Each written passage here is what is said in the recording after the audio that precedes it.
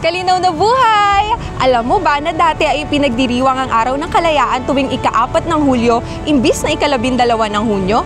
Bakit nga ba nagbago?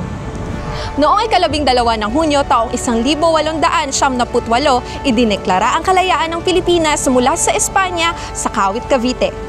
Iwanagayway ang ating watawat at tinugtog ang lupang hinirang sa unang pagkakataon. Pero noong ika-4 ng Hulyo, 1946, doon naman ibinigay ng Amerika ang formal independence natin matapos ang World War II, kaya ito ang naging Independence Day noon.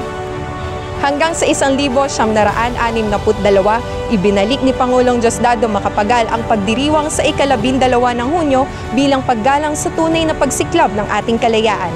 At hanggang sa ngayon, nagpapatuloy ang ating laban at pagbabantay ng kalayaan, lalo na sa West Philippine Sea.